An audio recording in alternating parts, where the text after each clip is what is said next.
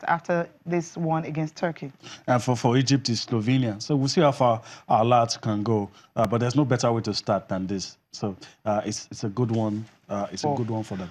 Okay, let's get the reaction from Haruna Quadri, the man of the moment. I think it was a very, very difficult match for us. We had not enough time to rest since we came yesterday. In fact, we didn't practice yesterday because we arrived a little bit late. And today is the first match. It was really difficult. Okay, we won 3-0, but my match was not 3-0. Mine was 3-1, while Toriola won 3-2 and Abiodun 3-1. So I think it was a very difficult match for us. But we believe that day after day, we should be able to play more better and better. Everyone wants to go to the first division, and that is the main objective. If you have any team here, they will tell you they want to go to the main division. So we want to qualify to the championship division.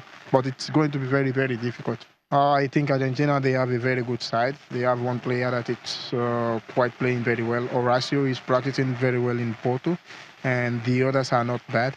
So I think it's going to be like 50-50. But with the experience of Toriola and Abiodun, and youthfulness of Haya and Omotayo, I think we should be able to win. But it's going to be a very, very tough match. Going to be 50-50 chances. 50-50 and also tough Argentina. Come on, that name both in tennis and football, everywhere. They're everywhere. But I believe with the experience of these guys, they can easily take them out. Yeah, I hope so too. Later today, we'll get to see what happens in that one. All right, let's come home now. You know, we say this with pride. We're always happy when we talk about the channel's International Kiss Cup. So let's give you what we have, latest information from the channel's National Kiss Cup. We've been telling you today the technical committee will be screening entries for the Lagos preliminaries. So if your entry is not there, well, start thinking of next year because it's over. It's over. It's over. But sorry about that. We have 86 schools have applied, and at the end of the screening, 32 teams will compete, but only 2 will represent Lagos. Only 2. Let me underline that. Only 2 will represent Lagos in the international edition. Level. So the tournament starts from May the 7th to 11th. That's the Lagos preliminaries. The Lagos preliminaries. On May 20th, you have the arrival and the press conference for the international edition. That's for the season. This one we're talking about right now is for the Lagos preliminaries on May the 21st. And till Children's Day, May 27, a lot of football action from the kids. And everything ends on Children's Day, the special day for children. Everything ends with the final. And this year is good, Cecilia. It's a Sunday.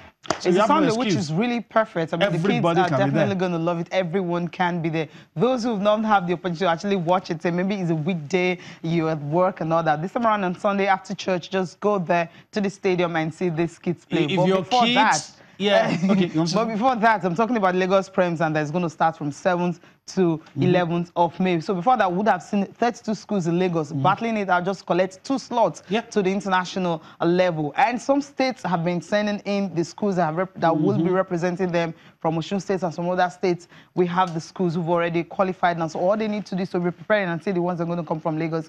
And all the other states also, they are having their own preparations. And we'll see the state that will be representing at the international level too. You remember last year, Benin, they were here, and all the Ghana and all the teams. So hopefully you're going to have more this year. But then, Lagos, we're ready.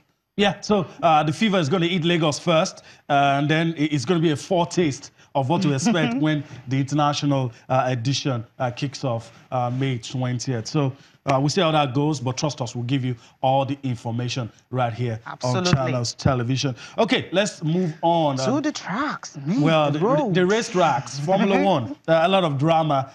Lewis Hamilton, the luckiest man on earth. Well, he's going to argue that, look, he's lost so many races before. But when was the last time this guy won? October last year. That was the last time he won. How many races are like 6 years he won? And, you know, it's kind of strange. And I can't remember a race where there are a lot of crashes and smashes, and maybe somebody in 5th position going all the way, somebody who was leading, tire puncture, 3 laps to the end of the race, and it gets somebody who starts on pole, finishing in the 4th position. I mean, was filled with drama. It was all dramatic, especially when you have only 13 cars Finishing the race. I don't know what happened between talking about Daniel Ricciardo, who won it last year in Baku, also won China, took out his teammates. 2 weekends ago. Just hit his teammates like how many times? And that's it. That's it. The so race, both of them ended for them. So it wasn't. Really I was expecting a lot from these two guys. And in Hamilton's words, he said one is the fastest racer.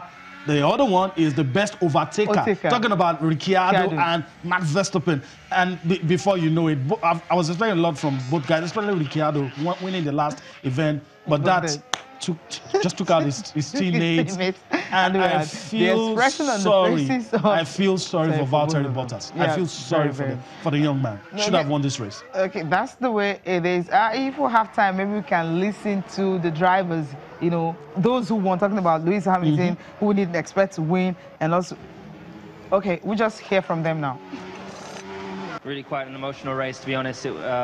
Valtteri did such an exceptional job today and really deserved to have the win. Also, Sebastian did a great job.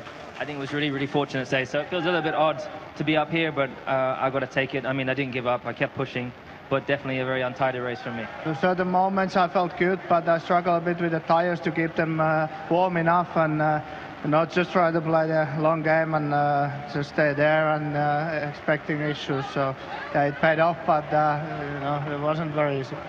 I think today I did the best 2 laps of my whole career. The last 2 laps with Sebastian behind, with cold tires, it was so difficult. I was on the super soft tire and I had to keep a very strong rhythm, trying to keep close to Raikkonen to make sure that Sebastian didn't get close enough. And in the end, we did it. I'm speechless. Well done to Lewis.